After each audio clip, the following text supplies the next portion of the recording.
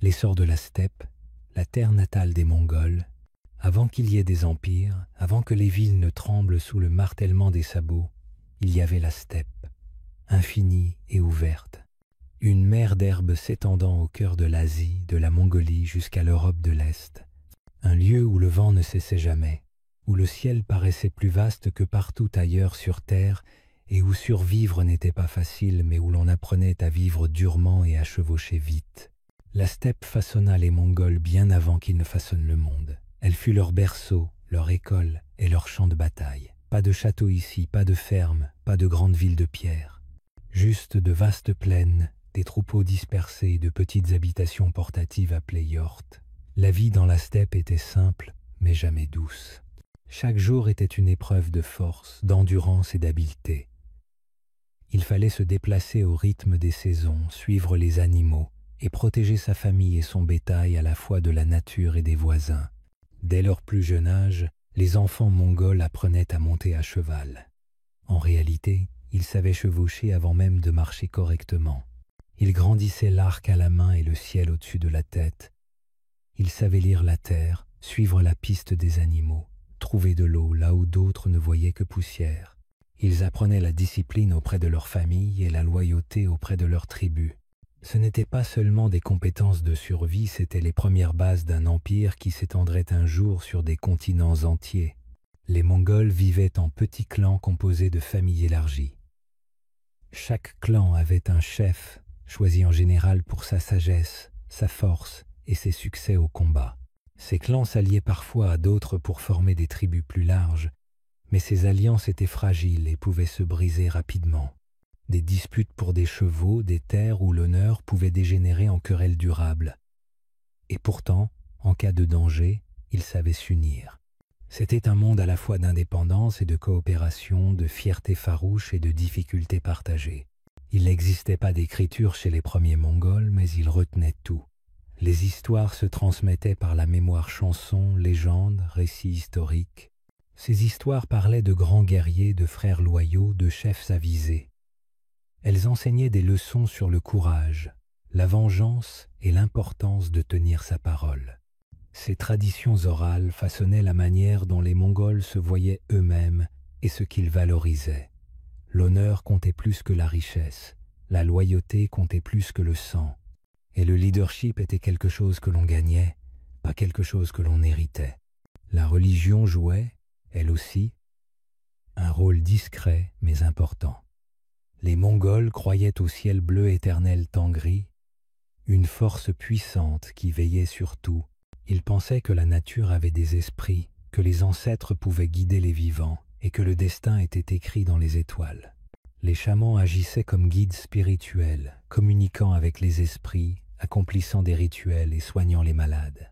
Mais, contrairement à beaucoup d'autres sociétés, les Mongols ne cherchaient pas à imposer leurs croyances aux autres. Cette ouverture d'esprit deviendrait plus tard l'une de leurs plus grandes forces. Ce qui rendait vraiment les Mongols uniques, ce n'était pas seulement leur habileté à cheval ou leur résistance face à des conditions rudes. C'était leur flexibilité. Ils pouvaient s'adapter aux changements plus vite que la plupart des civilisations. Ils ne dépendaient pas de villes fixes ou d'armées lourdes. Ils étaient légers, mobiles et rapides. Si quelque chose ne fonctionnait pas, ils essayaient autre chose. S'ils voyaient une meilleure façon de combattre, de commercer ou de gouverner, ils l'adoptaient même si elle venait d'une autre culture. Cette capacité d'adaptation allait leur permettre de croître bien plus vite que prévu. On oublie facilement que le peuple qui bâtit le plus vaste empire de l'histoire est parti de rien. Pas de ville, pas de richesse, pas d'ancêtres célèbres. Juste des chevaux, des arcs et une volonté de faire. Ils ne sont pas nés au pouvoir. Ils l'ont conquis, pas à pas, bataille après bataille, tribu après tribu, et tout a commencé ici, sur les plaines venteuses de Mongolie. Un endroit qui peut sembler calme et vide aux yeux des étrangers, mais qui offrait aux Mongols tout ce dont ils avaient besoin pour s'élever. C'est ici qu'ils ont acquis leurs compétences, leur unité et leur vision. Ici qu'ils ont appris à survivre et surtout à diriger. Au moment où le monde remarqua les Mongols, ils étaient déjà devenus bien plus qu'un simple ensemble de clans. Ils étaient devenus une force qu'on ne pouvait plus ignorer. Et, au cœur de cette force, un jeune garçon nommé Temujin était sur le point de s'élever. Mais cette histoire viendra plus tard. Pour l'instant, retenez ceci. L'Empire mongol n'est pas né dans un palais ni dans une ville. Il est né dans le vent, l'herbe et le silence de la steppe, la foudre à cheval, la machine de guerre mongole. Si vous aviez vécu au XIIIe siècle et entendu dire que les Mongols arrivaient, votre cœur se serait serré. Le bruit des sabots, les nuages de poussière à l'horizon, cela annonçait des ennuis impossibles à négocier. Ville après ville tombait. Des royaumes disparaissaient. Les soldats fuyaient. Et tout cela se produisait plus vite que quiconque ne l'aurait cru possible. Mais comment faisait-il? Comment un peuple des plaines de Mongolie était-il devenu la force militaire la plus redoutée du monde? La réponse est simple et brillante. La machine de guerre mongole reposait sur vitesse, précision, discipline et adaptabilité. Ils n'étaient pas seulement doués pour la guerre, ils en ont changé la manière même. Au cœur de tout cela, il y avait le cheval mongol. Petit, robuste, aussi dur que la terre qu'il avait vu naître, il pouvait parcourir des jours entiers avec peu de nourriture ou de repos. Chaque guerrier disposait de plusieurs montures et les changeait durant les campagnes. Cela leur permettait d'aller plus loin et plus vite que quiconque. Alors que d'autres armées marchaient ou attendaient leurs chariots, les Mongols filaient comme le vent. Leurs soldats étaient formés dès l'enfance. Monter à cheval n'était pas seulement un savoir-faire, c'était un mode de vie. Et le tir à l'arc aussi. Un guerrier pouvait viser avec précision en galopant, même en se retournant en selle. Leur arme principale, l'arc composite, était petit pour être utilisé à cheval mais puissant pour transpercer une armure. Fabriqué en bois, cornes et tendons, il alliait puissance et souplesse. Mais ce n'était pas seulement leurs armes qui les rendaient redoutables. C'était leur manière de s'en servir. Les armées mongoles ne chargeaient pas à l'aveugle. Elles planifiaient, exploraient et coordonnaient chaque mouvement. Elles utilisaient cartes, espions et signaux. Elles attaquaient d'abord à distance, arrosant l'ennemi de flèches avant de s'approcher. Elles employaient leurres, fausses retraites et embuscades. Un tour favori, simuler la fuite pour attirer l'ennemi dans un piège, puis surgir sur les flancs ou à l'arrière. La confusion se changeait en panique, et la panique en défaite. Leur armée était organisée selon un système décimal. Des groupes de 10 hommes avaient un chef. 10 groupes formaient 100, puis un 0, puis 10 zéros. Cela facilitait le commandement et le contrôle. Les ordres circulaient vite. La discipline était stricte. Chacun connaissait son rôle. Gengis Khan exigeait loyauté et obéissance. Désobéir, battre en retraite sans autorisation ou voler un camarade pouvait mener à la mort. Mais la loyauté était récompensée. Le butin était partagé. Les promotions se faisaient au mérite, non par naissance. Un pauvre berger pouvait devenir général. Ce genre d'opportunité poussait les soldats à se battre plus dur. Ils ne combattaient pas seulement pour un chef, ils combattaient les uns pour les autres. Les Mongols étaient aussi maîtres du siège. Issus de plaines ouvertes et sans ville, ils apprirent vite à les prendre. Ils engagèrent des ingénieurs chinois et persans pour construire catapultes, béliers et autres machines. Ils utilisèrent bombes à poudre, flèches enflammées et ruses pour briser murs et défenses. Ils savaient être patients. Certains sièges duraient des mois, voire des années, mais tôt ou tard, les murs tombaient. La peur était un autre outil. Les Mongols ne se contentaient pas de gagner des batailles, ils écrasaient toute résistance. Le message était clair. Rendez-vous, et vous pourriez vivre. Résistez, et vous seriez anéantis. Les histoires de leur cruauté se répandaient vite. Les villes qui tenaient tête payaient un prix terrible. Les autres se rendaient sans combattre. Brutal, mais efficace. Gengis Khan savait que la peur pouvait gagner des batailles avant qu'elles ne commencent. Mais il ne s'agissait pas seulement de destruction. Une fois une région conquise, les Mongols laissaient souvent les dirigeants locaux en place, tant qu'ils payaient tribut et maintenaient la paix. Ils épargnaient les lieux de culte, respectaient savants et artisans et sécurisaient les routes commerciales. Leur domination apportait de l'ordre même si c'était coûteux. Leur machine militaire n'était pas seulement rapide et meurtrière. Elle était flexible. S'ils rencontraient une nouvelle tactique, ils l'adoptaient. Une arme efficace, ils l'utilisaient. Un ennemi avec de meilleures armures ou murs, ils étudiaient et trouvaient comment vaincre. Ils n'arrêtaient jamais d'apprendre ni de s'adapter. Les Mongols ne combattaient pas comme les autres, et personne n'était prêt pour eux. Ils ne se déplaçaient pas comme une marée lente. Ils frappaient comme la foudre. Et avant que quiconque puisse réagir, ils avaient disparu, ne laissant derrière eux que poussière et silence. En quelques décennies, cette force militaire changea la carte du monde. Et derrière cette puissance se trouvait quelque chose de plus redoutable encore que flèches ou chevaux, une nouvelle façon de faire la guerre, fondée sur vitesse, peur, précision et volonté d'aller toujours de l'avant. Et alors que les batailles faisaient rage, les Mongols ne se contentaient pas de prendre des terres, ils ouvraient la voie à quelque chose de bien plus vaste. Le commerce, les voyages, les échanges, le monde était sur le point de s'ouvrir. Unifier les routes de la soie. L'essor d'un commerce mondial, avant que les avions ne survolent le ciel et que les navires ne traversent les océans en quelques jours, il y avait des routes. Pas des autoroutes goudronnées ni des lignes de trains lisses, mais d'anciens sentiers serpentant par-dessus montagnes, déserts et rivières. C'étaient les routes de la soie, des chemins qui transportaient bien plus que de la soie.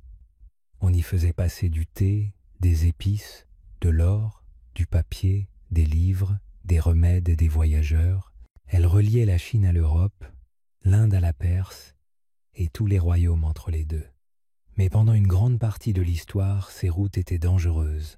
Bandits, ponts effondrés et guerres de frontières rendaient les voyages lents et risqués, jusqu'à ce que les Mongols arrivent. L'Empire mongol ne se contenta pas de conquérir des villes, il les relia. Sous Gengis Khan et ses descendants, les routes de la soie reprirent vie. Les chemins tombés en ruine furent réparés. Les passages dangereux devinrent sûrs. Pour la première fois depuis des siècles, on pouvait voyager des rives de l'océan Pacifique jusqu'aux villes d'Europe sans changer d'empire. Les Mongols contrôlaient tout et veillaient à ce que les routes restent ouvertes. On appela cette période la Pax Mongolica, la paix mongole. Ce n'était pas la paix au sens actuel, mais une forme d'ordre. Les marchands circulaient librement, les caravanes franchissaient les frontières et les marchandises traversaient les continents comme jamais auparavant. Ce fut l'un des premiers véritables essors du commerce mondial. Les Mongols savaient que le commerce signifiait pouvoir et richesse. Ils voulaient que leur empire prospère.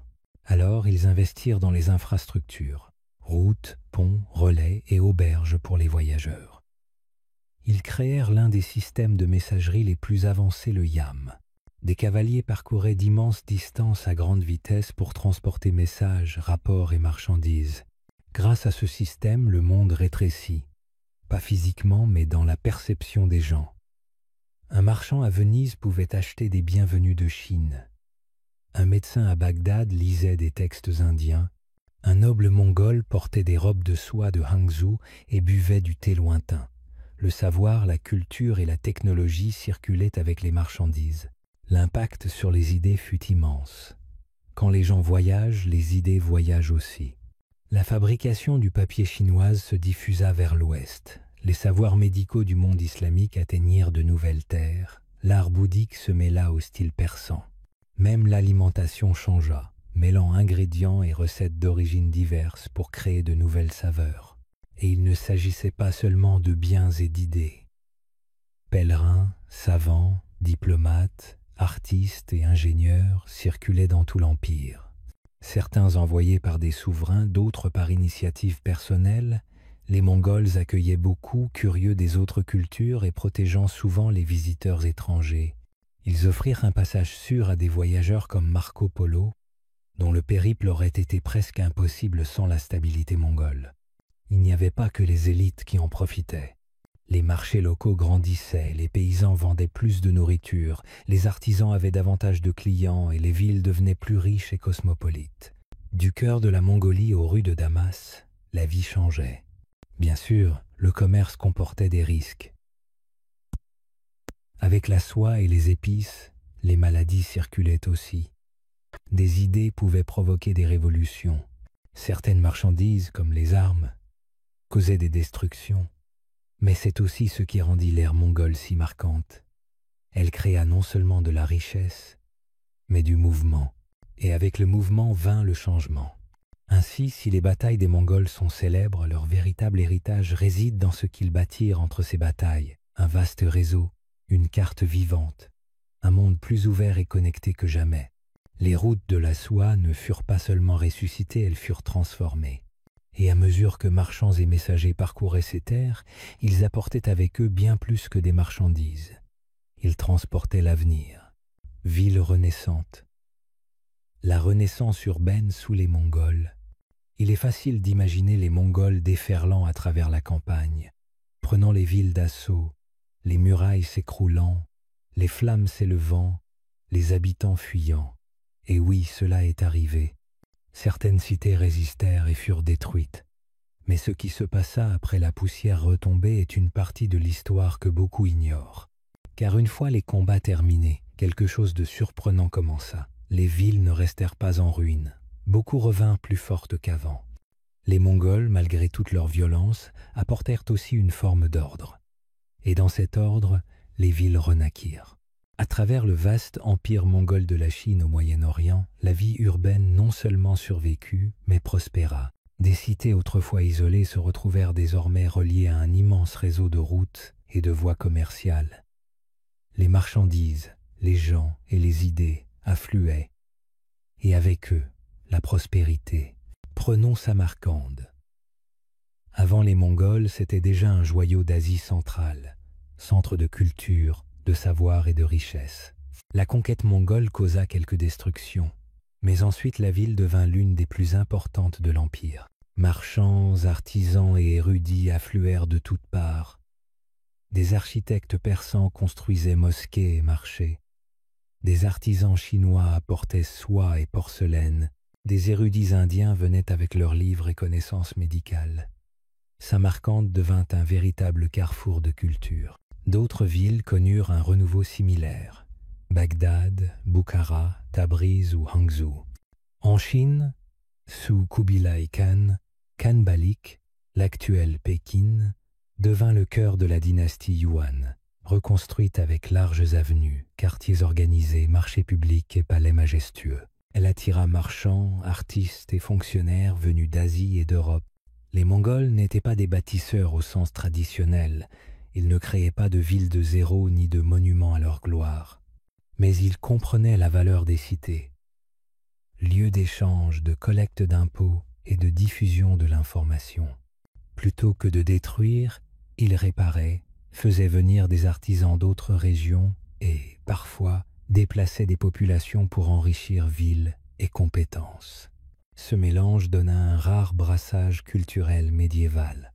Une mosquée pouvait avoir un toit chinois, un livre persan être copié sur papier chinois, un soldat mongol porter une robe coréenne, manger des plats indiens et prier dans une église arménienne. Les Mongols veillaient au commerce, marché régulé, prix contrôlé, sécurité assurée. Un marchand muni des bons documents pouvait parcourir des milliers de kilomètres sans crainte. Les idées circulaient tout autant que les marchandises. Médecins, ingénieurs, moines et missionnaires voyageaient à travers l'Empire, échangeant savoir et techniques. L'éducation prospéra, bibliothèques et écoles furent financées, textes scientifiques, cartes et chroniques circulaient et étaient traduits. Cette renaissance urbaine transforma la vie de millions de personnes. Beaucoup quittèrent fermes et villages pour travailler en ville, dans ateliers, marchés, ports ou administrations, découvrant un rythme nouveau, guidé par le commerce et les horaires. Tout n'était pas parfait. Pauvreté, inégalité et maladies persistaient.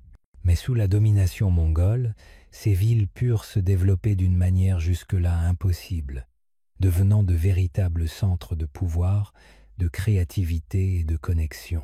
Ainsi, si les récits de villes en flammes et de murailles qui s'effondrent sont vrais, ils ne représentent qu'une partie de l'image. Ce qui vint ensuite est tout aussi important. La reconstruction, le mélange des cultures, les échanges commerciaux, l'apprentissage, car l'Empire mongol ne se contenta pas de détruire des villes. Il contribua à créer un monde où elles pouvaient prospérer ensemble, tolérance religieuse. Une politique surprenante, Quand on pense aux empires du passé, la religion occupait souvent une place centrale. Les rois régnaient par droit divin. Des guerres éclataient pour des raisons de foi. Les temples, églises et mosquées étaient des symboles de pouvoir. La plupart des dirigeants choisissaient une religion et s'attendaient à ce que tout le monde la suive. Si vous refusiez, la vie pouvait devenir très difficile. Mais les Mongols firent un choix inattendu dans un monde marqué par les conflits religieux. Ils ne prenaient pas parti. Dès le départ, les Mongols étaient différents en matière de foi. Leurs croyances étaient ancrées dans le ciel et la terre. Ils vénéraient le ciel bleu éternel, croyaient aux esprits de la nature, au culte des ancêtres et à la guidance des chamans, des figures spirituelles qui soignaient et communiquaient avec les forces invisibles. Mais ces croyances n'étaient pas consignées dans des livres sacrés. Pas d'église officielle, pas d'imposition aux autres. Au contraire, quand ils conquéraient de nouveaux territoires, ils laissaient les populations garder leur religion. Musulmans, chrétiens, bouddhistes, juifs, taoïstes ou autres, peu importait. Tant que vous respectiez les lois et payiez vos impôts, on vous laissait tranquille. De nombreux souverains mongols accueillaient des chefs religieux à leur cour. Ils posaient des questions, écoutaient et organisaient parfois des débats. Gengis Khan invita moines bouddhistes, savants musulmans et prêtres chrétiens à s'exprimer. Ils ne cherchaient pas à être convertis, juste à comprendre. Ce n'était pas seulement curiosité, c'était aussi stratégie politique. Les Mongols régnaient sur des peuples divers. Les forcer à adopter une seule religion aurait créé troubles et révoltes. En choisissant la tolérance, ils évitaient des problèmes et facilitaient l'acceptation de leur domination. Mais cette tolérance allait plus loin. Les Mongols pensaient que chaque religion avait ses forces. Chacune apportait un morceau de vérité ou de sagesse, soignait, portait chance, apportait la paix. Plutôt que d'en choisir une, ils voyaient de la valeur en chacune. Les effets furent concrets. Les souverains financèrent temples, églises et mosquées, dispensaient les chefs religieux d'impôts, permettaient aux moines et prêtres de voyager librement et leur demandaient souvent de prier pour le succès de l'empire. Kubilai Khan, petit-fils de Gengis Khan, est un exemple célèbre. Gouvernant la Chine, il invita bouddhistes, musulmans et chrétiens à sa cour pour partager leurs enseignements. Il soutint les monastères bouddhistes, les écoles islamiques et autorisa même la construction d'églises chrétiennes. Il croyait que chaque religion pouvait guider l'empire. En Perse et au Moyen-Orient, les dirigeants mongols adoptèrent une approche similaire. Certains se convertirent à l'islam, mais protégèrent toujours les autres cultes. Ils collaborèrent avec les autorités locales pour maintenir la paix. Dans des régions auparavant marquées par conflits constants, les Mongols instaurèrent un équilibre. Tout n'était pas parfait. Des tensions persistaient et les générations suivantes ne furent pas toujours aussi tolérantes. Mais à l'apogée de l'Empire, la religion y était traitée avec plus d'ouverture que dans beaucoup d'autres régions. Cette ouverture eut des effets durables. Traduction et diffusion de textes religieux, rencontres entre savants, propagation de connaissances médicales, philosophiques et scientifiques. Elle prouva qu'un immense empire pouvait rester uni, non en imposant une croyance, mais en laissant les gens croire différemment pacifiquement. Aujourd'hui, la liberté religieuse est souvent vue comme moderne, mais les Mongols la pratiquaient déjà, pas parfaitement, pas toujours équitablement, mais assez pour influer sur l'histoire. Leur empire devint un lieu rare où mosquées et églises coexistaient, où moines bouddhistes partageaient un repas avec des érudits musulmans. Les croyances pouvaient coexister, sans diviser. Ainsi, si l'on se souvient souvent des Mongols pour ce qu'ils ont détruit, il faut aussi se rappeler ce qu'ils ont protégé. Et la foi, sous de nombreuses formes, en faisait partie. La peste et le lien mongol, tout commença discrètement. Quelques personnes tombèrent malades, puis d'autres, puis des villes entières. Et bientôt, c'était partout. La maladie ne se souciait ni des frontières, ni de la richesse, ni du pouvoir. Elle voyageait avec le vent, les voyageurs, les marchands et les soldats. Quand on comprit ce qui se passait, il était déjà trop tard. C'était la peste noire et elle allait changer le monde. Mais ce que la plupart des gens ignorent, c'est ceci. L'Empire mongol a contribué à tracer le chemin de la peste. Cela peut sembler étrange. Les Mongols n'ont pas créé la maladie. Ils ne la voulaient pas. Eux aussi en ont souffert. Mais en reliant le monde route, voie commerciale, circulation des gens, ils créèrent les conditions pour que la peste se propage plus vite et loin que jamais. Au XIVe siècle, l'empire mongol restait immense, même s'il se divisait en khanats. Le commerce était florissant. Les marchandises circulaient de Chine à l'Europe, via villes, ports, fleuves et routes sous protection mongole. Marchands, voyageurs et messagers empruntaient ce réseau, et avec eux rats, puces et peste. La maladie venait probablement des steppes d'Asie centrale. Elle suivit les routes commerciales vers l'ouest. En 1346, lors du siège de Kaffa, port de la mer Noire, l'armée mongole touchée par la peste aurait lancé des corps infectés par-dessus les remparts. Vrai ou non, peu après, la maladie entra dans la ville et gagna l'Europe par bateau. La peste noire se propagea rapidement. Italie en 1347, puis France, Espagne, Allemagne, Angleterre. En 1351, des dizaines de millions de personnes étaient mortes, peu, être un tiers de la population européenne. Elle dévasta villes et villages, bouleversa économie, religion et famille. Mais l'Europe ne fut pas seule touchée. Moyen-Orient, Afrique du Nord et Asie ressentirent aussi l'impact. Certaines villes chinoises eurent des épidémies. Ce fut une tragédie mondiale. Et c'est en partie à cause du système mongol. Routes, sécurité, rapidité des déplacements aidèrent la maladie à circuler. Cavaliers transportant messages pouvaient transporter germes. Marchés vendant soie et épices pouvaient transmettre la maladie. Le grand réseau mongol, instrument de connexion, devint une toile pour la contagion. Il faut rester juste. Les Mongols n'ont pas provoqué la peste. Ils ignoraient les germes. Personne ne savait alors. On croyait la maladie due au mauvais air ou à une punition céleste. La médecine était limitée. Les gouvernements ne savaient pas comment l'arrêter. La peste révéla cependant combien le monde était connecté. Grâce aux Mongols, la planète n'était plus une mosaïque de régions isolées. Ce qui arrivait dans un coin pouvait toucher toute la carte. À court terme, ce fut un désastre. Populations chutèrent, fermes abandonnées, commerce ralenti. L'empire mongol, déjà en perte de vitesse, perdit encore du contrôle. Certaines régions ne s'en relevèrent jamais, d'autres changèrent totalement de trajectoire. Avec le temps, de nouvelles idées germèrent. Moins de main-d'œuvre rendit le travail plus précieux. Survivants purent exiger meilleurs salaires et droits. Certains historiens pensent que la peste contribua à la fin du féodalisme en Europe et ouvrit la voie à l'époque moderne. En Asie, sociétés s'adaptèrent.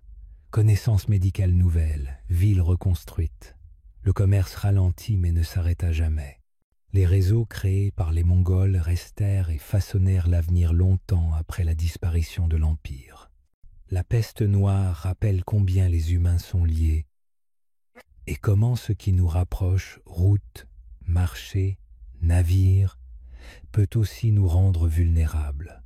Les Mongols n'ont pas propagé la peste volontairement, mais en construisant un monde en mouvement, ils ont contribué à créer la première pandémie mondiale. Et ce faisant, ils nous ont laissé une leçon toujours valable aujourd'hui. Quand le monde est connecté, rien ni le bien ni le mal ne reste longtemps au même endroit.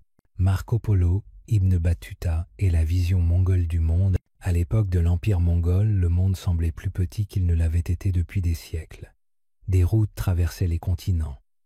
Les villes accueillaient les étrangers. Les idées circulaient comme le vent. Et dans ce monde ouvert, des voyageurs entreprirent quelque chose qui paraissait presque impensable pour leur époque. Aller plus loin que quiconque ne l'avait imaginé. Deux des voyageurs les plus célèbres de cette période, Marco Polo et Ibn Battuta, virent ce nouveau monde de leurs propres yeux. Et ce qu'ils découvrirent fut profondément influencé par l'ampleur de l'Empire mongol. Commençons par Marco Polo. C'était un jeune homme de Venise, né dans une famille de marchands. En 1271, alors qu'il n'avait que 17 ans, il partit en voyage avec son père et son oncle. Leur objectif ? Atteindre la cour du Grand Khan en Chine. Le trajet était long et dangereux à travers montagnes, déserts et terres inconnues. mais ils y parvinrent, et une fois arrivés, quelque chose d'inattendu se produisit. Au lieu d'être traités comme des étrangers, les Polos furent accueillis. Kubilai Khan, souverain mongol de Chine, s'intéressait beaucoup aux étrangers. Il voulait comprendre le monde au-delà de ses frontières, recevait les visiteurs, écoutait leurs histoires et leur confiait parfois des rôles à sa cour. Marco Polo, bien que jeune, impressionna le Khan. Il apprit la langue, s'adapta à la culture et finit par voyager dans tout l'empire pour lui.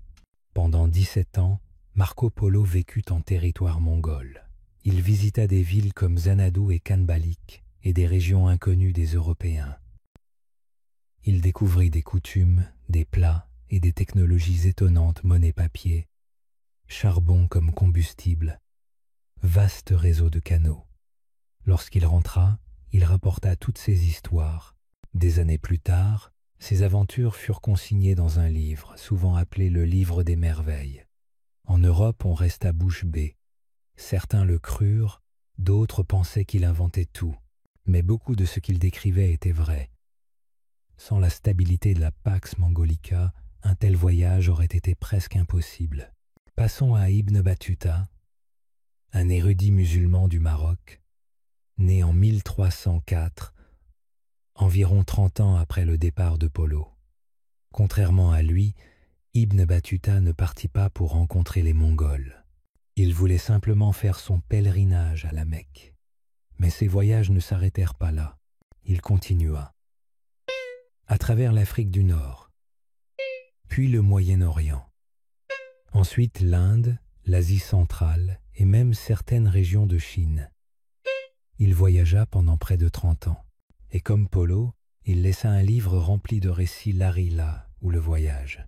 Ibn Battuta traversa également des terres influencées par les Mongols. Il visita des villes de l'ancienne Ilkhana, la partie de la Perse gouvernée par les Mongols. Il constata les effets de leur système, de leurs lois et de leur tolérance. Il loua l'ordre et la justice qu'il observa dans certaines régions.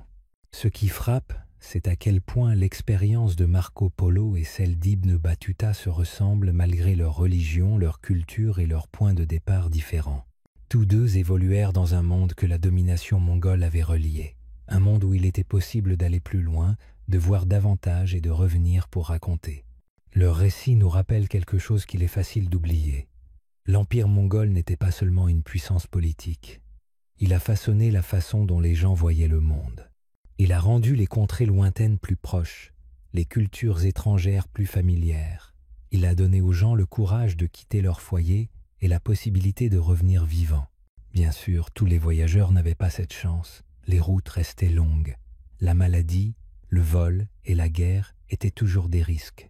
Mais le simple fait que ces hommes aient pu tenter de tels voyages et en revenir montre à quel point le monde avait changé. D'une certaine manière, Marco Polo et Ibn Battuta n'étaient pas seulement des voyageurs, ils étaient des ponts. Ils ont aidé les gens à imaginer un monde plus grand que leur propre ville, leur propre pays, leurs propres croyances. Ils ont éveillé la curiosité, et ce faisant, ils ont ouvert la voie aux explorateurs qui plus tard traverseraient les océans et redessineraient les cartes. Mais bien avant que des navires ne traversent l'Atlantique, ces hommes traversèrent les terres de l'Empire mongol. Ils en virent l'étendue, l'ordre, la complexité, et à travers leurs yeux nous pouvons encore le voir aujourd'hui. Un monde en mouvement, un monde connecté, un monde qui, pendant un temps, s'ouvrit comme on ne l'avait jamais vu auparavant. Kubilai Khan et la dynastie Yuan. Lorsque Kubilai Khan arriva au pouvoir, l'Empire mongol avait déjà changé le monde. Les grandes conquêtes de Gengis Khan avaient créé le plus vaste empire terrestre de l'histoire. Les routes commerciales étaient actives, les villes prospéraient, les cultures se mêlaient. Mais Kubilai avait autre chose en tête. Il ne voulait pas être seulement un conquérant de plus, il voulait régner en empereur. Et ce faisant, il créa quelque chose de nouveau. Un empire qui mêlait la puissance mongole aux traditions chinoises. On l'appellerait la dynastie Yuan. Kubilai Khan était le petit-fils de Gengis Khan et partageait une grande partie de l'ambition de son grand-père. Mais Kubilai était aussi différent. Il passait plus de temps en Chine que dans les steppes ouvertes. Il portait des robes de soie plutôt que des fourrures. Il écoutait les érudits confucéens et lisait de la poésie chinoise. S'il respectait les coutumes mongoles, il comprenait que, pour gouverner la Chine, il devait parler la langue de son peuple non seulement avec des mots, mais aussi par ses actes. En 1271, Kubilai se proclama empereur de Chine et fonda officiellement la dynastie Yuan. C'était la première fois de l'histoire que l'ensemble du pays était gouverné par une puissance étrangère. Un moment majeur non seulement pour les Mongols, mais pour toute l'histoire chinoise. Pour faire fonctionner cette nouvelle dynastie, Kubilai devait trouver un équilibre entre deux mondes. D'un côté, les guerriers mongols et les traditions de la steppe. De l'autre, le système complexe du gouvernement, de la culture et de la vie quotidienne chinoise. Il ne pouvait ignorer ni l'un ni l'autre. Alors il les fit coexister. Il conserva de nombreuses pratiques mongoles de gouvernance. Par exemple, il plaça les Mongols au sommet de l'armée et de l'administration. Mais il adopta aussi les systèmes administratifs chinois. Il maintint le service civil, engagea des fonctionnaires locaux et respecta de nombreuses coutumes chinoises. Il déplaça même la capitale à l'emplacement de l'actuel Pékin, y construisant une grande ville appelée Dadu. Kubilai encouragea également la tolérance religieuse, comme l'avaient fait les dirigeants mongols avant lui. Il permit aux temples bouddhistes, sanctuaires taoïstes, mosquées musulmanes et églises chrétiennes de coexister. Il invita des érudits venus de toute l'Asie et de l'Europe à visiter sa cour. Il voulait apprendre de chacun et être perçu comme un souverain pour tous, pas seulement pour les Mongols. L'un de ses plus grands atouts fut son attention portée aux infrastructures. Kubilai reconstruisit des routes, améliora les canaux et étendit le Grand Canal pour relier davantage de villes. Cela facilita le transport des marchandises, des personnes et des denrées à travers l'Empire. Le commerce prospéra. Les paysans apportaient leurs récoltes aux marchés urbains. Les marchands venaient de Perse, d'Inde et même d'Europe. Kubilai soutint aussi les sciences, la médecine et les arts. Il encouragea l'impression de livres et la rédaction de chroniques historiques. Il réunit ingénieurs, astronomes et architectes. Sa cour devint un lieu où les idées pouvaient s'épanouir. Mais tout ne fut pas un succès. Kubilai eut du mal à gagner pleinement le cœur du peuple chinois. Beaucoup voyaient encore les Mongols comme des étrangers. Le système social sous la dynastie Yuan plaçait les Mongols en haut de l'échelle, suivi des Asiatiques centraux, puis de la population chinoise. Cela provoqua du ressentiment. Des fonctionnaires chinois ayant servi sous les dynasties précédentes se retrouvaient parfois écartés. Et même si Kubilai essayait de suivre les coutumes chinoises, il apporta aussi des changements qui déplurent aux lettrés traditionnels. Des difficultés économiques apparurent également. Le gouvernement dépensait beaucoup pour les guerres, les grands travaux et l'entretien de la cour. Kubilai tenta d'étendre l'usage du papier-monnaie, ce qui entraîna de l'inflation. Certaines régions connurent la famine, et ces tentatives d'invasion du Japon échouèrent 2 fois à cause de tempêtes que les Japonais appelèrent plus tard kamikazes ou vents divins. Malgré cela, les réalisations de Kubilai Khan furent remarquables. Il apporta la stabilité à un immense empire. Il créa une dynastie qui gouverna toute la Chine, et il prouva qu'un dirigeant mongol pouvait s'adapter, apprendre et gouverner autrement que par la seule force. À sa mort, en 1294, Kubilai fut retenu dans les mémoires non seulement comme un guerrier, mais aussi comme un bâtisseur. La dynastie Yuan dura encore plusieurs décennies, mais elle eut du mal à se maintenir sans lui. Avec le temps, rébellions et dirigeants faibles entraînèrent sa chute. En 1368, les Mongols furent chassés de Chine et la dynastie Ming prit leur place. Mais l'héritage de Kubilai ne disparut pas. Sa fusion des cultures laissa une empreinte durable. Il contribua à rapprocher l'Orient et l'Occident. Et grâce aux récits transmis notamment par des voyageurs comme Marco Polo, le monde découvrit la Chine non seulement comme une terre lointaine, mais comme un centre de pouvoir et d'innovation. Ainsi, si l'empire mongol est né de guerriers à cheval, il atteignit sa forme la plus raffinée et la plus complexe sous Kubilai Khan. Un empereur en soi, un Mongol en Chine, un souverain qui se tenait entre 2 mondes et les tenait tous 2 dans ses mains. La division de l'empire. Les 4 khanats. À son apogée, L'empire mongol formait une seule force qui s'étendait sur une grande partie du monde connu. Il avait un seul dirigeant, une immense armée et un objectif unique: l'expansion. Mais aucun empire ne peut rester uni pour toujours. Les peuples changent, les frontières bougent. Après la mort de Gengis Khan, puis de Kubilai Khan, le monde mongol se dispersa. L'immense empire se scinda peu à peu en 4 khanats, chacun suivant sa propre voie selon ses terres, habitants et défis. Le premier et plus grand fut la dynastie Yuan en Chine, dirigée par Kubilai Khan et ses descendants. Kubilai met la force mongole et tradition chinoise. Sous son règne, Chine devint centre culturel et politique. Le commerce prospéra, les villes grandirent, et nouvelles technologies se répandirent. Après sa mort, corruption, inflation et catastrophes affaiblirent les Yuan. En 1368, les Ming les renversèrent. Le deuxième fut la Horde d'Or, dans l'actuelle Russie et Europe de l'Est. Fondée par Battu Khan, petit-fils de Genghis, elle régnait sur slaves et steppes. Les Mongols restaient sur les terres ouvertes, prélevant tribut. Pendant plus de 200 ans, elle influença politique, commerce et religion. Avec le temps, ses dirigeants se convertirent à l'islam. Elle finit par se désagréger sous conflits internes et pression de Moscou. Le troisième khanat, Jagatai, couvrait Kazakhstan, Ouzbékistan et Ouest chinois. Nommé d'après Jagatai, deuxième fils de Genghis, il conserva longtemps tradition mongole. Carrefour culturel entre influences persanes, turques et chinoises, il joua un rôle de pont entre Est et Ouest. Mais il se fragmenta au XIVe siècle sous rivalité et émergence de villes. Le quatrième et dernier fut l'Ilkhanat en Perse, fondé par Hulagu Khan, autre petit-fils de Genghis. Après la prise de Bagdad en 1258, les Mongols détruisirent bibliothèques, écoles et palais. Mais ensuite, ses dirigeants reconstruisirent, firent appel à des administrateurs persans, respectèrent les savants locaux et se convertirent à l'islam. La culture persane influença profondément l'Ilkhanat, mêlant coutumes mongoles et style unique. Chacun des khanats avait sa propre histoire. Unis par ascendance et lois communes, ils devinrent plus indépendants, développant religions, langues et systèmes politiques variés. Certains adoptèrent l'islam, d'autres bouddhisme ou chamanisme. Certains restèrent nomades, d'autres citadins. Cette division ne fut pas un effondrement total. L'empire se transforma.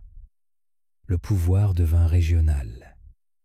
Le contrôle passa à des dirigeants locaux. L'héritage mongol perdura à travers ces khanats pendant des décennies et siècles. Leur domination façonna routes, commerce et culture. Même après la disparition du nom mongol, routes, marchés, coutumes et lois survécurent sous de nouveaux dirigeants. La division montre combien il est difficile de maintenir un vaste système uni. Distance, orgueil et objectifs divergents écartent tout. Mais les idées survivent. L'esprit de l'empire mongol, ouverture au commerce, force, capacité d'adaptation, perdura après la chute des Khans. Ainsi, bien que l'empire bâti par Gengis Khan ne soit pas resté intact, ses morceaux continuèrent de façonner le monde. Et chaque khanat porta en lui une part de cet héritage, comme des étincelles issues d'un même feu, se dispersant dans toutes les directions. Pendant que vous dormiez, ils ont tout changé. Vous ne vous êtes probablement jamais réveillé un matin en vous disant « Wahou, les Mongols ont changé ma vie ». La plupart des gens non plus. On entend leur nom à l'école ou dans un documentaire, puis on passe à autre chose. On se souvient d'eux pour leurs guerriers, leurs conquêtes, Gengis Khan. Mais la plupart ignorent ceci. Pendant que le reste du monde regardait ailleurs, les Mongols changeaient tout. Et quand les gens s'en sont aperçus, c'était déjà fait. Ils n'ont pas seulement façonné les frontières, ils ont façonné notre façon de vivre, de nous déplacer, d'échanger, de penser.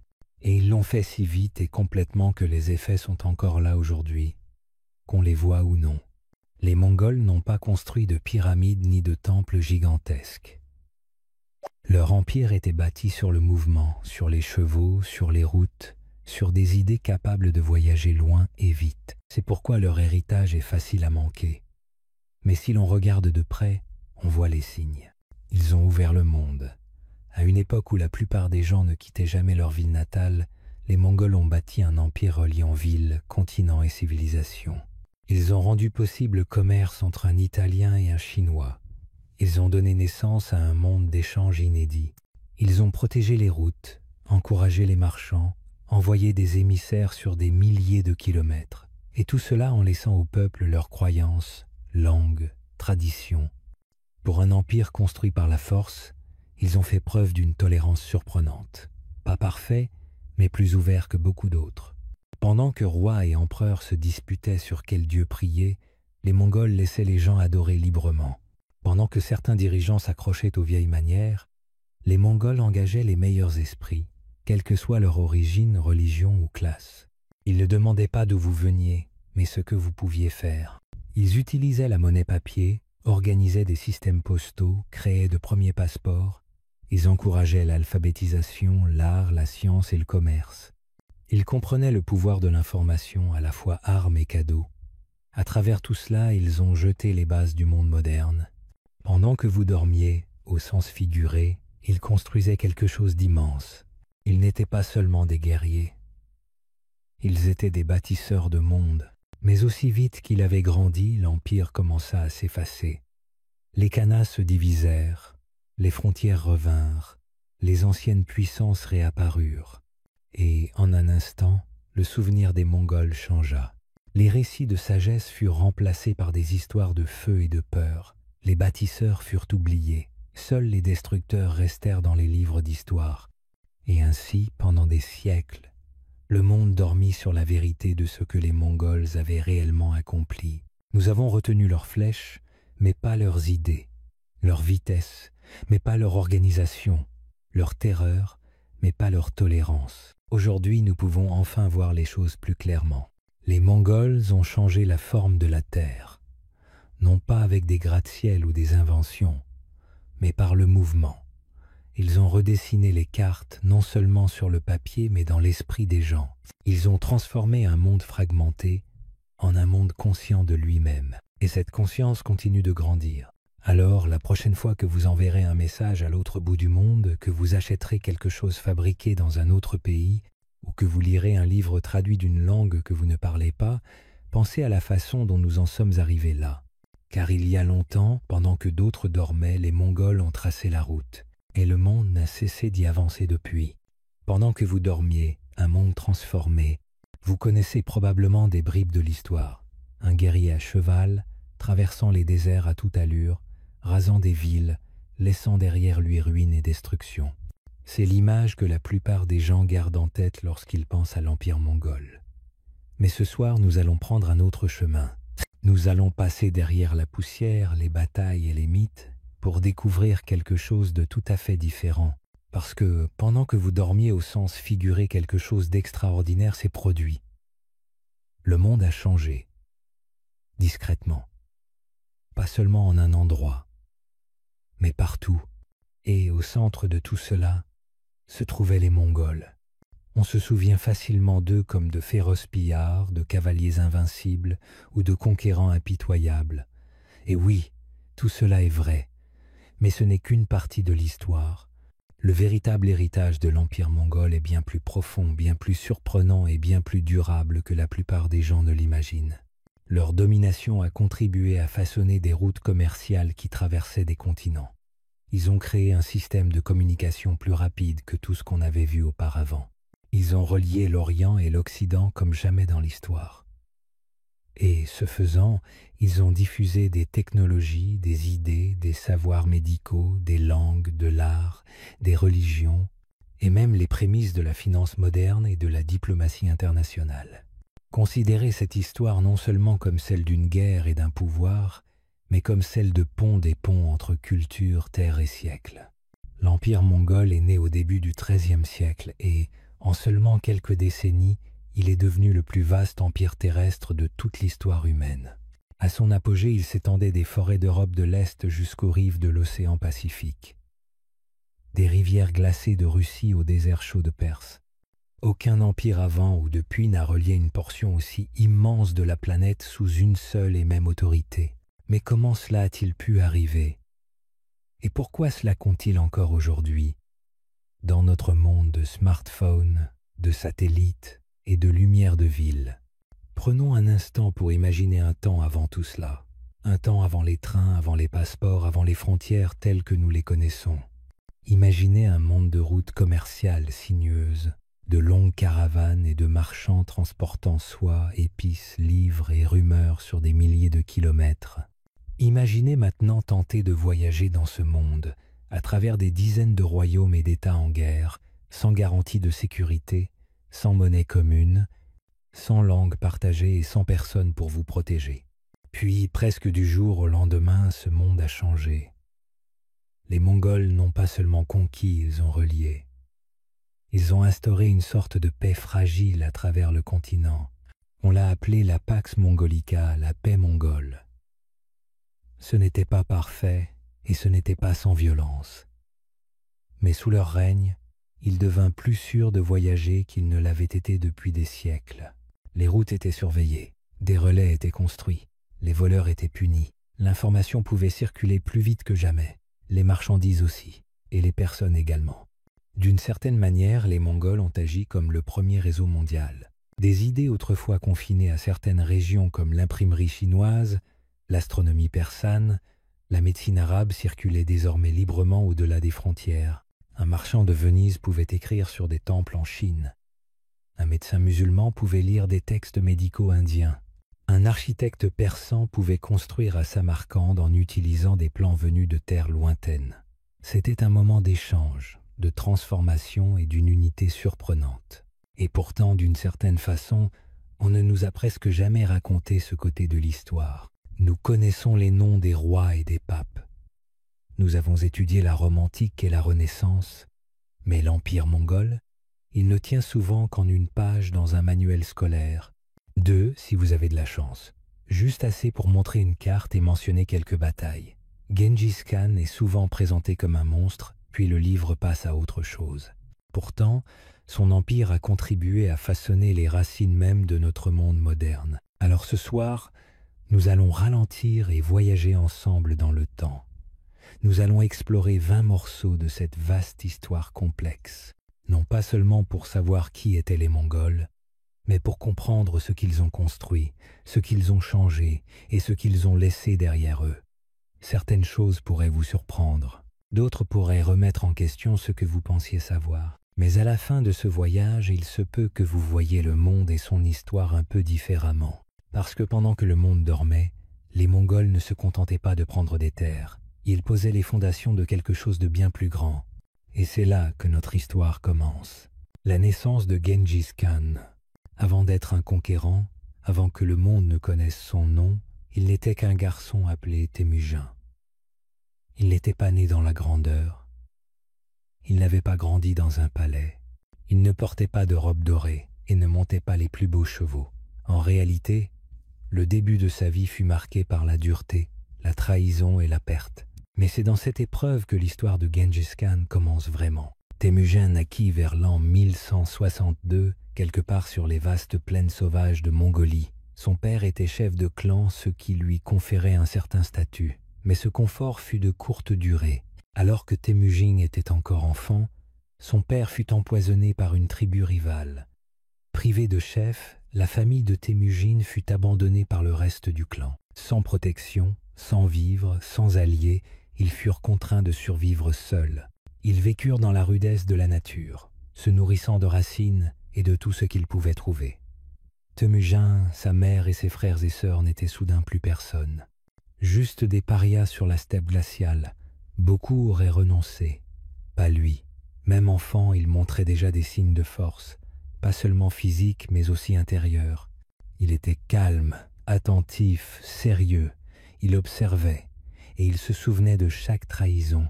Il comprit aussi très tôt l'importance de la loyauté et à quel point elle pouvait être rare. En grandissant, Temujin commença à rassembler des partisans. Il ne les choisissait pas selon leur famille ou leur rang, mais selon leurs compétences, leur caractère et leur fiabilité. Cela seul était déjà révolutionnaire. Dans un monde où la lignée signifiait tout, Temujin bâtit un nouveau type de tribu où la loyauté et le talent passaient avant le sang. Il forma des alliances solides. Il épousa une femme nommée Burt, dont l'amour et le soutien l'accompagnèrent dans toutes les épreuves. Lorsqu'elle fut enlevée par une tribu rivale, Temujin n'hésita pas, il risqua tout pour la sauver. Mais le pouvoir sur la steppe n'était jamais simple. L'ascension de Temujin signifiait que d'autres devaient tomber. Il fut trahi par d'anciens alliés, dont l'un de ses plus proches amis, Jamukha. Enfants, ils avaient grandi ensemble, mais adultes, ils devinrent de farouches rivaux.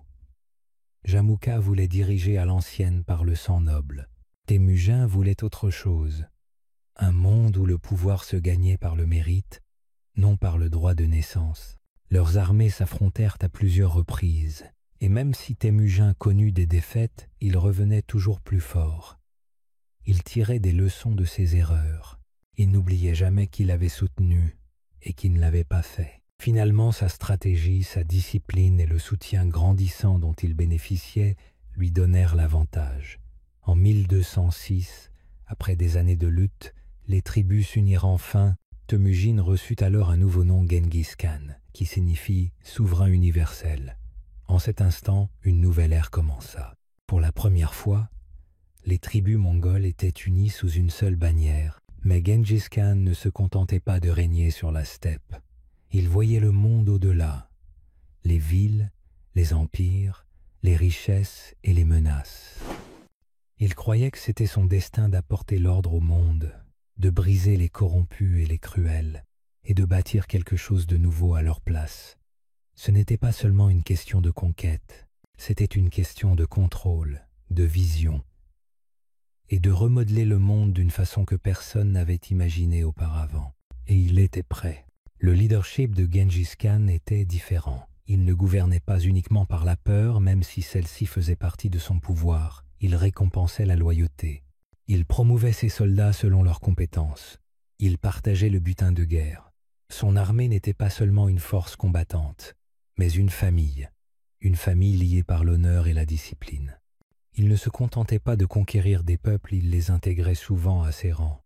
D'anciens ennemis devenaient des généraux de confiance, des étrangers devenaient conseillers.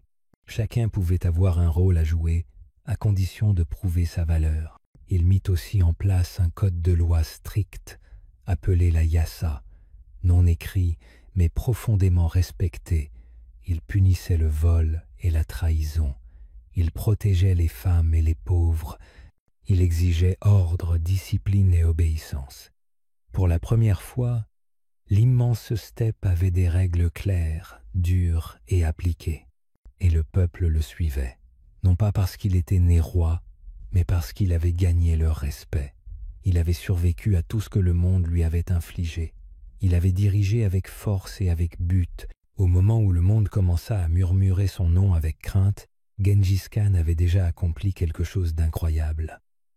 Il avait transformé le chaos en unité. Il avait pris des tribus dispersées et querelleuses et les avait forgées en l'une des forces militaires les plus puissantes que le monde ait jamais connues. Et il ne faisait que commencer. La conquête sans frontières, le début de l'expansion. Une fois les tribus mongoles unifiées, il n'y eut plus de retour en arrière possible. Genghis Khan avait bâti une force redoutable et désormais il tournait son regard au-delà de la steppe. Il ne voulait pas seulement contrôler la Mongolie, il se croyait investi d'une mission, gouverner le monde ou du moins le rassembler sous un seul et grand ordre. Et ainsi commença l'expansion. L'armée mongole avançait comme une vague, mais pas une vague désordonnée. C'était une force concentrée, précise et soigneusement planifiée. Leur première cible fut le royaume des Xia occidentaux, au sud de la Mongolie, dans l'actuel nord de la Chine. Les Xia étaient riches, avec villes fortifiées et armées solides, mais ils n'avaient jamais affronté des adversaires comme les Mongols. L'attaque fut rapide et brutale. Les Mongols encerclaient les villes, coupaient les approvisionnements et utilisaient leurs machines de siège. Les Xia n'auraient jamais imaginé que des gens venus de la steppe puissent s'attaquer à leurs murailles. Pourtant, une à une, leurs villes tombèrent. À la fin de la campagne, le message était clair. Aucune forteresse ne pouvait leur résister. Vint ensuite la dynastie Jin, maîtresse du nord de la Chine. Riche, puissante, solidement défendue, elle était longtemps intouchable. Mais les Mongols ne se souciaient pas des vieilles règles. Ils utilisèrent le même mélange de vitesse, patience et brutalité pour percer leur défense. Ils n'attaquaient pas tout d'un coup, mais affaiblissaient petit à petit, coupant les routes commerciales, attaquant villes stratégiques, répandant la peur. Des années plus tard, même les puissants Jin s'effondrèrent. Cependant, Gengis Khan ne se concentrait pas uniquement sur la Chine. Son regard se portait vers l'ouest, vers les grands empires islamiques d'Asie centrale et de Perse, riches, fiers et divisés. Une opportunité, un tournant survint lorsqu'une caravane mongole fut attaquée par un gouverneur local du Khwarezm. Gengis envoya une mission diplomatique pour proposer la paix. En réponse, le Shah fit exécuter les envoyés. Une erreur fatale. En représailles, Gengis lança une invasion massive. L'armée traversa déserts, rivières et montagnes pour atteindre les cités khwarezmiennes. Ville après ville fut détruite. Les armées anéanties. Ceux qui résistaient payaient le prix ultime. La chute de cités comme Bukhara, Samarcande ou Nishapur provoqua un choc. Lieux anciens célèbres pour leur savoir et culture devenaient ruines. Certains disent que Gengis se tint dans une mosquée de Bukhara pour dire qu'il venait en châtiment du ciel. Vrai ou non, le message était clair. Les Mongols étaient inarrêtables. Leur expansion n'était pas aléatoire. Chaque ville et bataille bâtissait un réseau de milliers de kilomètres. Même en conquérant, Gengis préparait la suite. Il ne laissait pas le chaos. Il nommait gouverneurs, collectait impôts, installait relais pour voyageurs. Les chefs locaux loyaux restaient en place. Le commerce était encouragé, même au milieu des batailles. Les Mongols avançaient toujours. Contrairement à d'autres empires, ils ne savouraient pas leur victoire. Toujours plus loin, Géorgie, Arménie, Caucase, Russie, Europe de l'Est et en Chine simultanément. C'était une expansion sans frontières. Pas seulement des terres, un système mondial que les Mongols contrôlaient et connectaient. À la mort de Gengis Khan, en 1227, l'empire s'étendait de l'océan Pacifique à la mer Caspienne. Même mort, sa mission continuait. Ses fils et petits-fils allaient élargir l'empire, en Chine, au Moyen-Orient et en Europe. Ce qui avait commencé comme des clans épars sur la steppe devint quelque chose de gigantesque, changeant le cours de l'histoire. Et ce n'était que le début. Car maintenant que les terres étaient sous contrôle, il était temps de les ouvrir. De tracer des routes, de faire circuler les gens et les marchandises, de connecter le monde comme jamais auparavant. Et ainsi les routes de la soie renaquirent. Système postal, passeport et infrastructures. La plupart des gens pensent d'abord aux Mongols comme à des guerriers, cavaliers rapides, combattants féroces, maîtres de la conquête. Et si cela est vrai, cela laisse de côté un autre aspect de leur histoire tout aussi important. Les Mongols ne se contentaient pas de détruire, ils construisaient. Des routes, des itinéraires, des systèmes, des outils, tout ce qu'il faut pour faire fonctionner un immense empire de l'intérieur. Et au cœur de tout cela se trouvait quelque chose d'assez inattendu, le courrier. Oui, les Mongols avaient un système postal. Et ce n'était pas juste quelques messagers entre villages.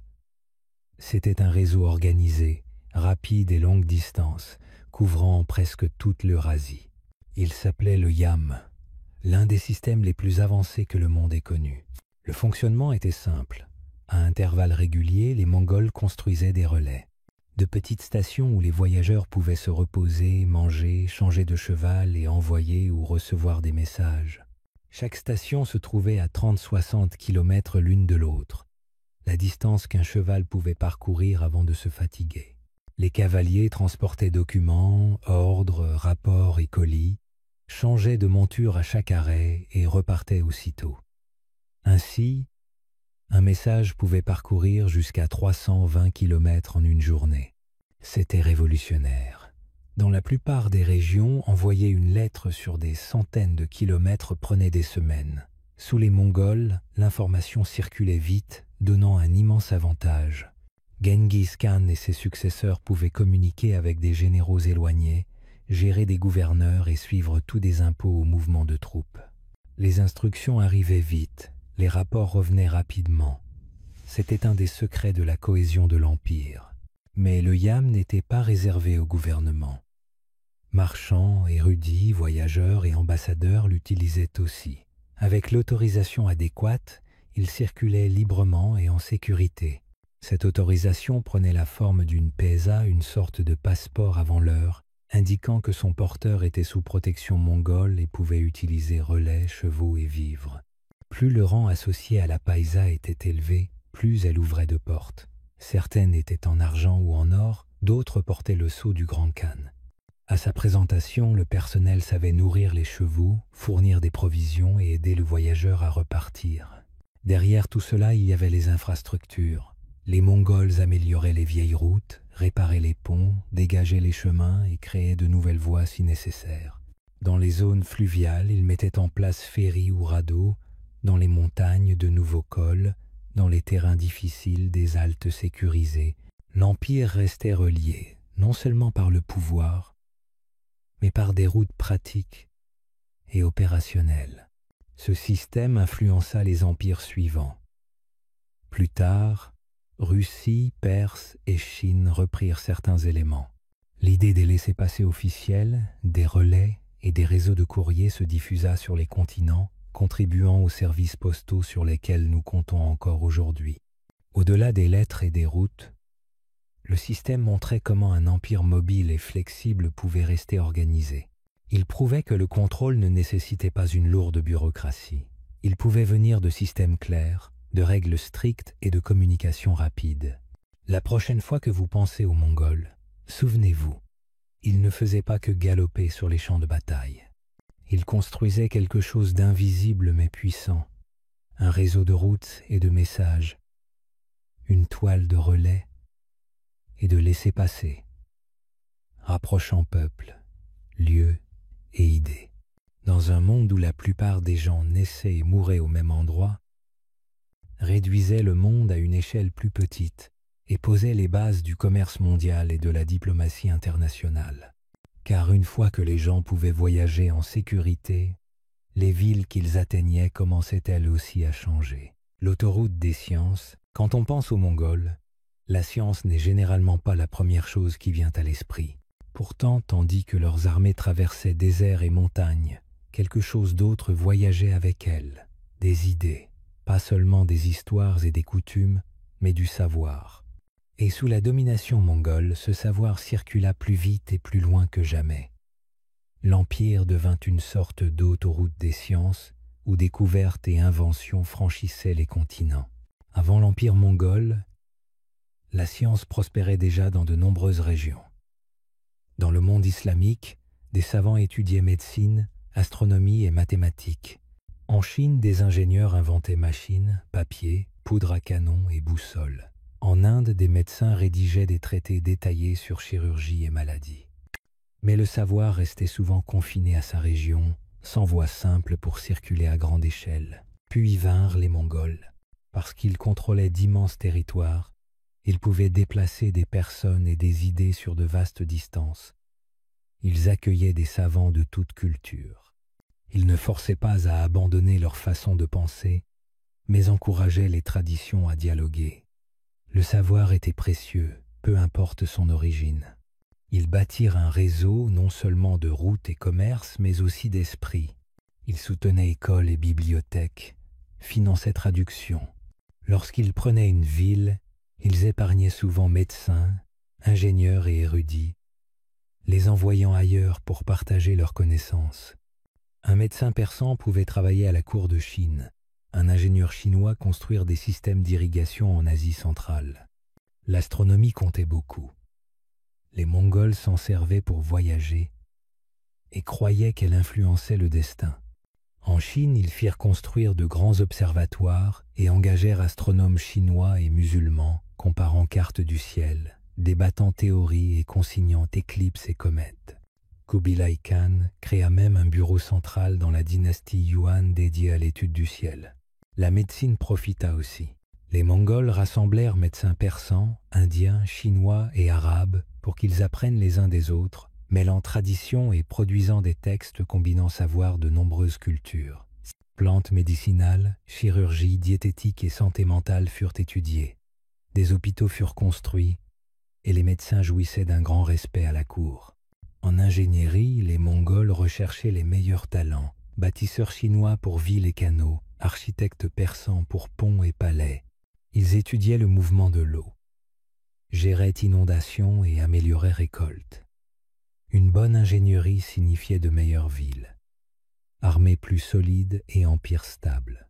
Les mathématiques se diffusèrent aussi. Chiffres arabes, algèbre et géométrie voyagèrent d'est en ouest.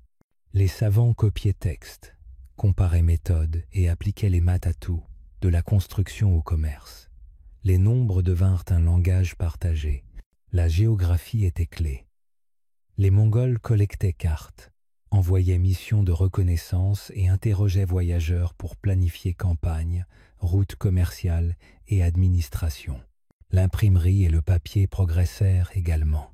La Chine avait inventé le papier depuis longtemps, mais sous les Mongols, il se diffusa plus loin et plus vite. Les livres devinrent faciles à copier et partager. L'information pouvait être écrite, conservée et transmise à travers l'Empire.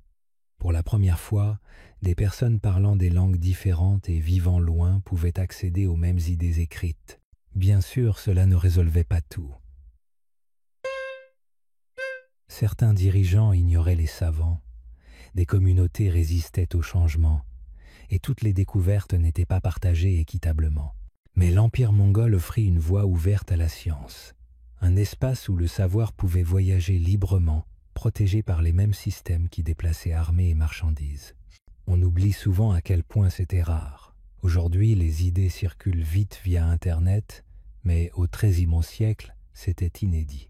Cela changea la perception du monde. Plus vaste, mais aussi plus compréhensible. L'Empire mongol ne fut pas un âge d'or de la science au sens classique, mais il marqua un tournant. Il mit en contact des penseurs isolés, mêla traditions séparées et prépara le terrain pour de futures découvertes. Car lorsque des personnes venues de mondes différents partagent leur savoir, de nouvelles choses deviennent possibles. Et parfois, ce qui commence par les étoiles et les chiffres mène à quelque chose d'encore plus surprenant, une compréhension commune. La monnaie papier et l'innovation économique. Si vous aviez vécu à l'époque de l'Empire mongol, l'argent n'aurait pas toujours été en métal. Vous auriez peut-être eu une pièce dans la poche, mais selon l'endroit où vous étiez, votre argent pouvait aussi être fait de papier. Cela peut sembler banal aujourd'hui, mais à l'époque c'était une véritable révolution. Et sous le règne mongol, cela transforma la manière dont les gens commerçaient, voyageaient et construisaient leurs richesses. Les Mongols n'ont pas inventé la monnaie papier. Les Chinois l'utilisaient déjà sous la dynastie Song. Mais les Mongols ont appliqué l'idée à un immense empire, l'ont officialisée et introduite là où l'argent métallique était la norme. Lorsque Kubilai Khan devint souverain de Chine et fonda la dynastie Yuan, il vit l'intérêt de la monnaie papier. Les pièces étaient lourdes, extraites, fondues, transportées et protégées. Le papier était léger, facile à imprimer, produit rapidement en grande quantité. Cela rendait le commerce plus simple et efficace. Kubilai Khan décréta la monnaie papier comme devise officielle. Marchands, percepteurs et citoyens devaient l'utiliser. Les marchés l'acceptaient, le gouvernement l'apercevait. Même les commerçants étrangers devaient échanger leur argent contre du papier pour commercer sur le territoire mongol. Une décision audacieuse qui fonctionna. La monnaie papier émise par le gouvernement Yuan avait une valeur réelle. Chaque billet portait sceau et marcos officiels. L'Empire contrôlait la quantité émise et punissait sévèrement la contrefaçon. Ce n'était pas juste un morceau de papier, c'était un symbole du pouvoir de l'État et une vision à long terme. L'innovation économique ne s'arrêtait pas là. Les Mongols unifièrent poids et mesures pour que tous utilisent les mêmes standards. Cela réduisait disputes et malentendus. Que vous achetiez du blé en Chine ou de la laine en Asie centrale, vous saviez ce que vous obteniez. Ils soutenaient aussi les marchands. Dans de nombreuses régions, ces derniers étaient bas dans l'échelle sociale, mais les Mongols les respectaient. Ils offraient protection, accès au système postal du Yam, laissez-passer pour voyager en sécurité et prêts pour démarrer leurs affaires. Ces prêts venaient de compagnies commerciales d'État. Le gouvernement investissait dans des caravanes en échange d'une part des bénéfices. C'était l'une des premières formes de capitalisme soutenues par l'État, renforçant l'économie et enrichissant l'empire à long terme. Autre innovation, la fiscalité. Avant, les impôts étaient souvent payés en grains, bétail ou travail. Les Mongols permirent de payer en argent, surtout en monnaie papier. Cela renforçait l'économie monétaire et incitait les gens à utiliser la monnaie, tout en offrant plus de souplesse au gouvernement. Mais l'innovation économique n'était pas que technique, c'était une vision. Les Mongols voyaient le commerce comme fondement de l'empire, pas activité secondaire.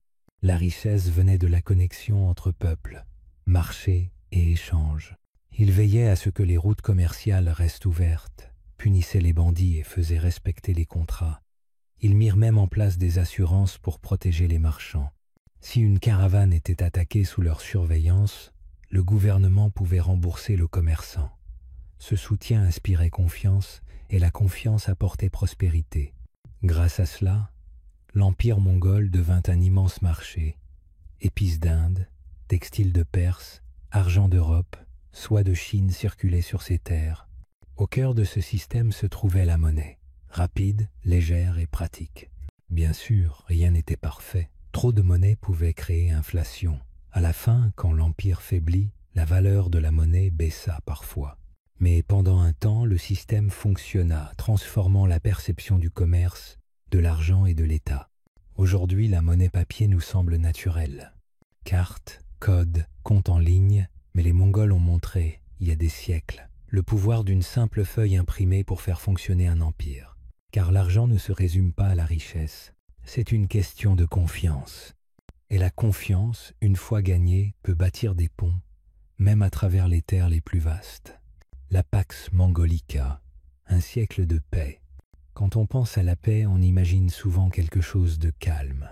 Une pause après les conflits, un silence apaisant après la tempête. Mais que se passerait-il si la paix n'arrivait pas en douceur ?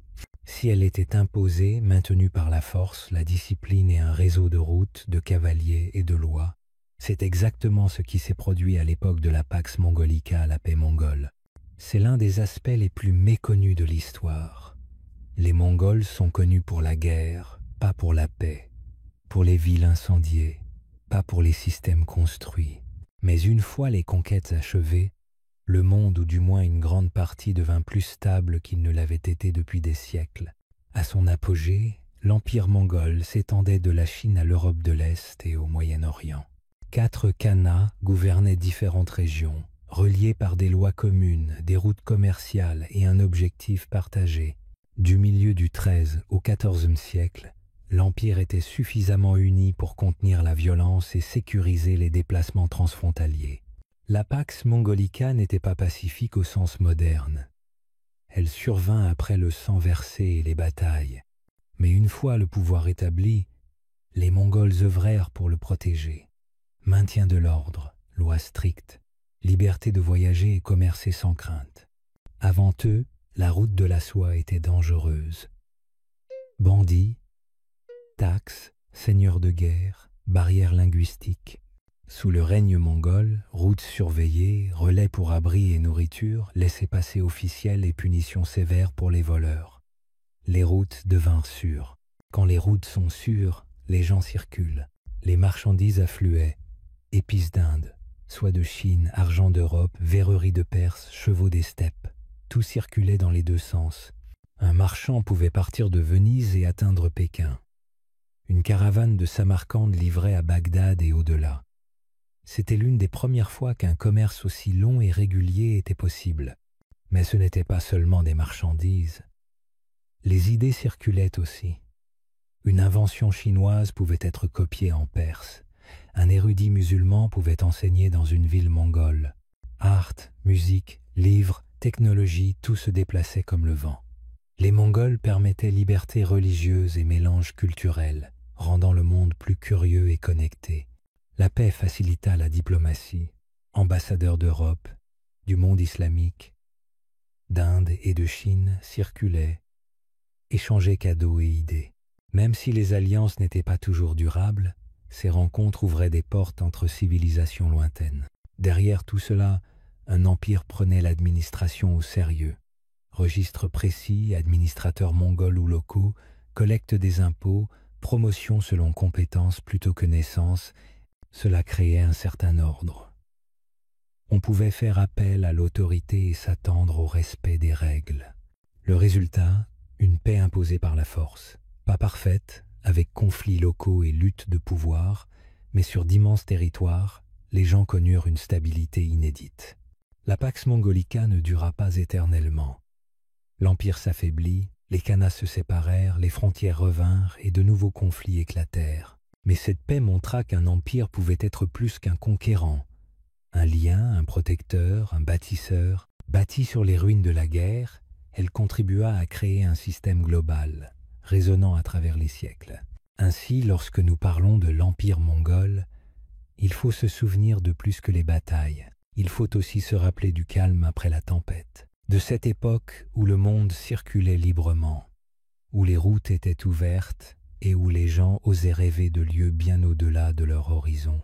Administration et méritocratie, on pourrait s'attendre à ce que l'empire mongol, né de la conquête, ne gouverne que par la peur, que son contrôle vienne de l'épée et rien d'autre. Mais une fois les batailles gagnées et les villes placées sous leur domination, quelque chose de différent prit forme. Un empire de cette taille ne pouvait pas survivre uniquement grâce à la peur. Il avait besoin de système, il avait besoin de personnes pour le gérer. Et, plus que tout, il avait besoin de confiance. C'est là que les Mongols firent quelque chose de surprenant.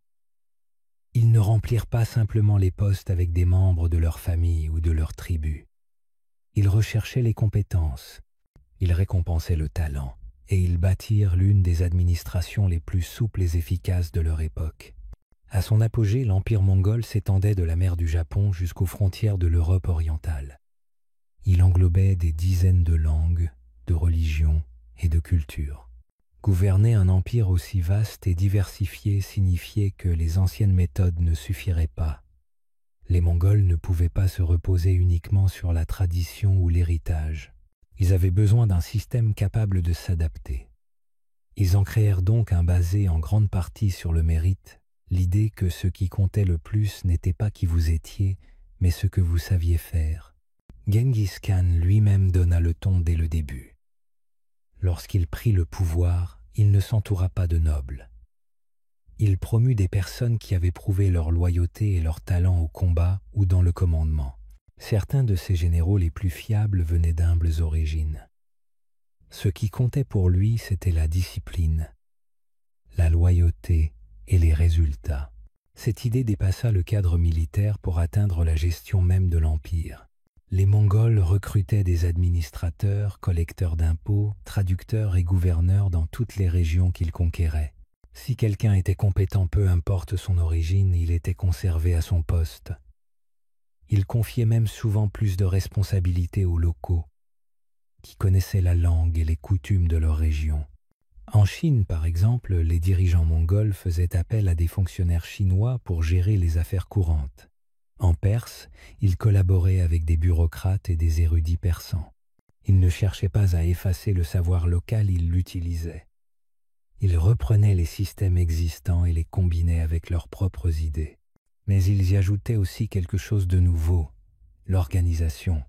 L'une des mesures administratives les plus importantes qu'ils mirent en place fut de diviser l'empire en différentes unités, chacune ayant des dirigeants locaux mais reliés à une autorité centrale. Les lignes de commandement étaient claires.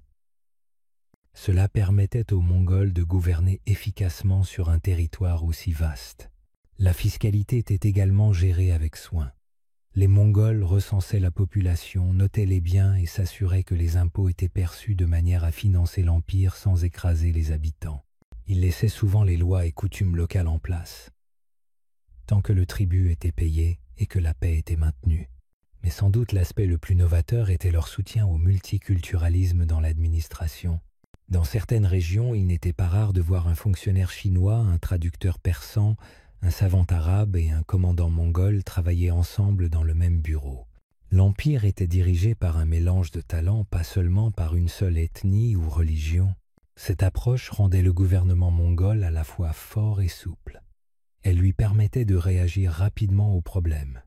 Si un dirigeant devenait corrompu, il pouvait être remplacé. Si un nouveau problème surgissait, le système pouvait être ajusté.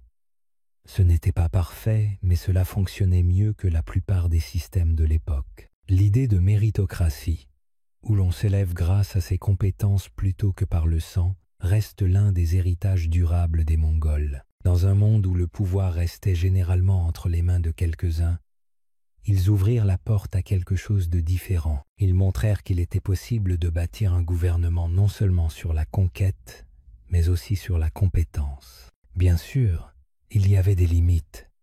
Les plus hautes fonctions revenaient souvent encore aux Mongols. Et dans les dernières années, à mesure que l'Empire se fragmentait, certains de ses idéaux furent perdus. Mais à l'apogée de leur règne, les Mongols prouvèrent qu'ils pouvaient gérer un empire complexe avec une efficacité surprenante. Ainsi, si l'histoire retient des Mongols leur rapidité et leur force, elle devrait aussi se souvenir de leur structure. Car derrière chaque champ de bataille, il y avait un registre. Derrière chaque général, un secrétaire. Et derrière le plus vaste empire terrestre de l'histoire, un système bâti non seulement sur le pouvoir, mais aussi sur une véritable vision. Diplomatie et espionnage à l'échelle mondiale, quand on pense aux Mongols, on imagine souvent des guerriers à cheval, rapides, tirant des flèches, remportant des batailles. Mais derrière toute cette vitesse et cette force, il y avait autre chose à l'œuvre, quelque chose de plus discret, quelque chose qui n'impliquait ni épée ni combats ouverts. Les Mongols c'étaient aussi des maîtres en diplomatie et en espionnage, des outils qui leur permettaient de maintenir la cohésion de leur empire et d'étendre leur influence sans toujours avoir besoin de se battre. Cela peut surprendre, mais l'empire mongol était l'une des puissances les plus diplomatiques de son époque. Bien qu'ils aient été redoutés pour leurs invasions, ils préféraient souvent ouvrir la porte avant de la défoncer. Lorsqu'ils approchaient d'un nouveau royaume ou d'une ville, leur première démarche n'était que rarement la violence. C'était le plus souvent une lettre ou un messager. Ces messages étaient clairs. Rejoignez-nous, payez tribut et profitez de la paix. Résistez et affrontez la destruction. Ce n'était pas une proposition douce, mais c'était tout de même de la diplomatie. Beaucoup de dirigeants acceptaient l'offre. Ils voyaient ce qui était arrivé à ceux qui avaient refusé. Et s'ils coopéraient, les Mongols leur laissaient souvent leur poste, à condition qu'ils respectent les lois mongoles et paient les impôts. Pour les Mongols, les alliances et les accords valaient autant que des victoires militaires. Ils envoyaient des ambassades auprès de rois, de sultans, de papes et d'empereurs. Ils échangeaient des cadeaux, ils demandaient des alliances, allant parfois jusqu'à proposer des mariages entre familles nobles pour sceller un accord. Ils voulaient être vus non seulement comme des conquérants, mais aussi comme des acteurs de la scène mondiale. L'un des chapitres les plus fascinants de cette histoire diplomatique s'est joué entre les Mongols et les royaumes chrétiens d'Europe. Au XIIIe siècle, certains dirigeants européens espéraient s'allier aux Mongols contre leur ennemi commun, les puissances musulmanes du Moyen-Orient. Les Mongols avaient déjà conquis une grande partie de la Perse et combattaient en Syrie. Certains souverains chrétiens pensaient qu'une alliance était possible. Des lettres furent échangées. Des envoyés traversèrent déserts et mers. Des représentants mongols se rendirent auprès du pape. Des chevaliers européens partirent vers l'Est dans l'espoir de bâtir un partenariat.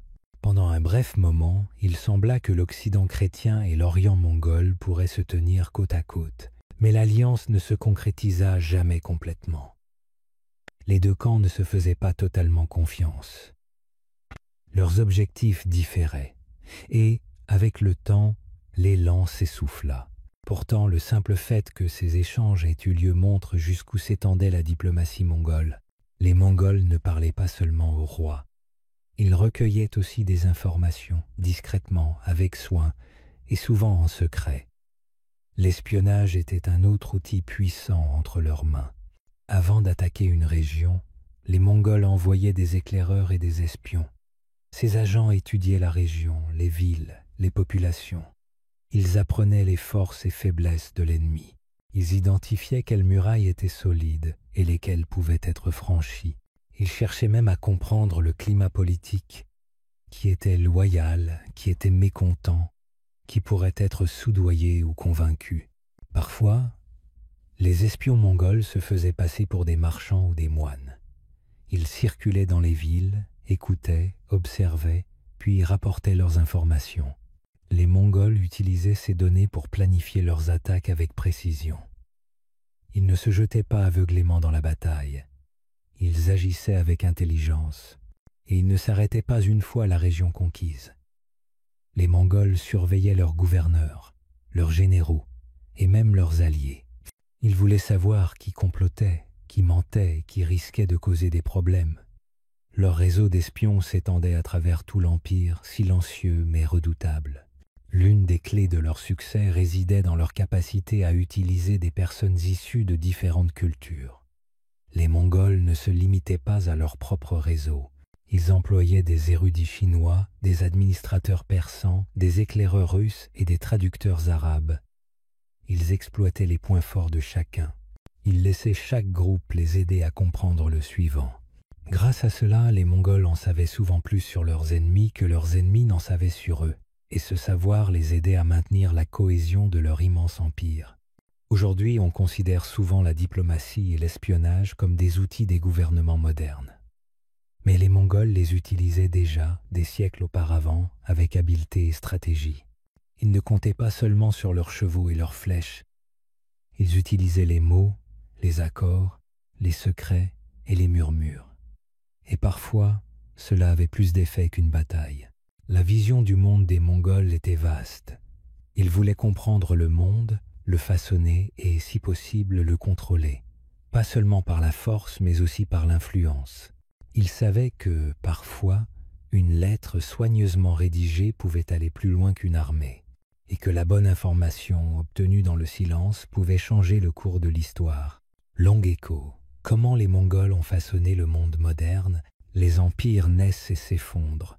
Des rois sont couronnés puis oubliés. Mais certains changements durent plus longtemps que n'importe quel trône. L'empire mongol, bien que disparu, fait partie de ces échos. On ne s'en rend pas compte immédiatement. Aucun pays ne porte leur nom. Mais en regardant de plus près, on voit les traces. Les Mongols connectèrent le monde. Avant eux, la Chine, l'Europe, le monde islamique, l'Inde se connaissaient seulement par fragments. Les voyages étaient lents, le commerce dangereux, les cultures séparées, puis ils arrivèrent et construisirent des ponts. L'Est et l'Ouest furent reliés comme jamais. Des routes traversaient les continents, les marchés s'ouvraient, les langues se mêlaient. Peu à peu, on comprit que le monde était vaste et accessible. Nous vivons encore dans ce monde connecté. Certes, la technologie va plus vite que les chevaux, mais l'idée reste. Commerce mondial, voyages, échanges culturels, tout plonge ses racines dans le monde que les Mongols façonnèrent. Ils changèrent aussi la façon dont les empires se projetaient. Avant eux, beaucoup craignaient les étrangers et fermaient leurs frontières. Les Mongols, malgré leurs conquêtes, étaient curieux. Ils gouvernaient différents peuples et apprenaient d'eux, faisant venir savants, ingénieurs et artistes. Ils protégeaient le commerce et encourageaient la circulation. Cette ouverture a laissé une empreinte durable. Ils montrèrent qu'un dirigeant pouvait tirer profit d'idées étrangères plutôt que les craindre. La force ne signifiait pas uniformité. Nous devons aussi beaucoup aux routes commerciales qu'ils mirent en place. La route de la soie, ancienne, fut la plus sûre et active sous eux. Les caravanes circulaient librement, les marchandises affluaient, les villes s'enrichissaient. Même après leur disparition, ces routes restèrent actives. L'habitude des échanges mondiaux ne s'éteignit pas et évolua vers la mondialisation. L'influence des Mongols ne se limita pas au commerce et à la diplomatie. Leur armée rapide et coordonnée influença les tactiques en Europe et Asie. Leur système postal, le YAM, fut un des premiers réseaux de communication longue distance. Plus tard, Russie et États-Unis s'en inspirèrent. En gouvernance, ils montrèrent qu'un code unique pouvait s'appliquer à diverses régions, avec fiscalité, justice et administration adaptée. La diversité linguistique imposa traducteurs, enseignement multilingue, dictionnaire et recueil de phrases. Un premier pas vers la coopération interculturelle. Bien sûr, tout héritage n'est pas positif. Ils ont apporté la destruction, villes incendiées, vies perdues, guerre et propagation de la peste noire. Mais avec le recul, leur legs est immense. Les Mongols ont laissé systèmes, idées et habitudes de déplacement qui façonnent encore le monde moderne. De notre manière de commercer à notre façon de gouverner jusqu'au chemin que nous empruntons, beaucoup de choses que nous tenons pour acquises remontent, d'une certaine façon, aux routes que les Mongols ont ouvertes. Ainsi, lorsque nous prononçons leur nom, nous ne devrions pas penser seulement aux champs de bataille. Nous devrions penser au monde qu'ils ont contribué à révéler. Un monde avec moins de murs. Un monde en mouvement. Un monde où les pas des chevaux se sont transformés en pas de l'histoire.